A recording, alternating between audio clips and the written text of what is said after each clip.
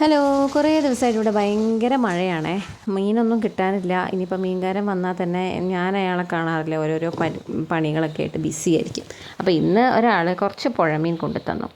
അപ്പോൾ ഞാൻ വിചാരിച്ചു ഇതിനെക്കൊണ്ടൊരു റെസിപ്പി ട്രൈ ചെയ്യാമെന്ന്. അങ്ങനെ കുറച്ച് കുടംപുളിയും കാന്താരി മുളകും ചെറിയ ഉള്ളിയും അതിൻ്റെ അകത്തേക്ക് ഉപ്പും മുളക് പൊടിയും മല്ലിപ്പൊടിയും മഞ്ഞൾപ്പൊടിയും ഒക്കെ ചേർത്ത് നന്നായിട്ടൊന്ന് അരച്ചെടുത്തു കേട്ടോ.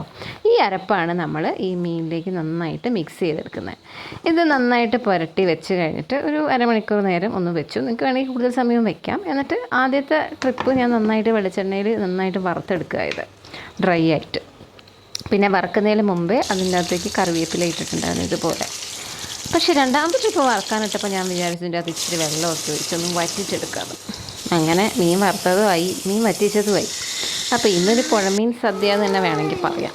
ഇന്നത്തെ പ്ലേറ്റ് ആകെ കാണാനൊരു ചന്തം ഉണ്ടായിരുന്നു. അപ്പോൾ നിങ്ങളുടെ ഊണ് വിശേഷങ്ങളൊക്കെ ഉണ്ടെങ്കിൽ പറയൂ കേട്ടോ.